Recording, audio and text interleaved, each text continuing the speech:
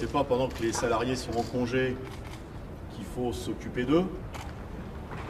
Et donc, on verra, mais le calendrier a l'air d'avoir bougé. Le calendrier a l'air d'avoir bougé, vous confirmez?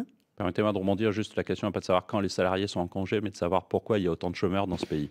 Et qu'aujourd'hui, ce qui compte, c'est d'aller vers le marché du travail et donner du travail. Notre objectif de retrouver 7% de chômage, ce qui est une référence sur le plein emploi à la fin de ce mandat, est quand même la première priorité. Donc il faut aller vite. Et pour aller vite, c'est le président de la République qui a réuni tous les partenaires sociaux dès cette semaine. Ce sont le Premier ministre et la ministre du Travail qui en ont reçu 3 avant-hier, qui poursuivront leurs échanges jusqu'à lundi. Et après cet échange, le calendrier sera arrêté. Ça sera le juge de paix du quinquennat, la baisse du chômage. On sait que François Hollande a échoué là-dessus.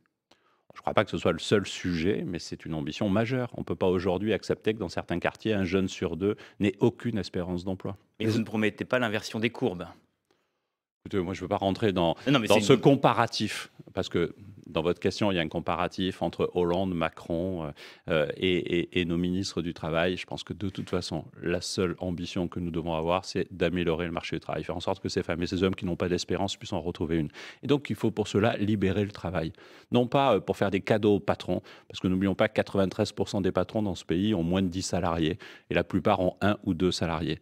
Mais souvent, ils sont confrontés au fait de se dire, ben non, je ne vais pas embaucher parce que c'est trop compliqué. Vous savez que c'est ça qu'on entend partout chez l'artisan assisteront comme à Manos dans ma circonscription. Et donc, c'est à eux, moi, que j'ai envie de parler pour qu'ils puissent embaucher un apprenti et que demain, j'ai 2 artisans là où j'en ai qu'un seul.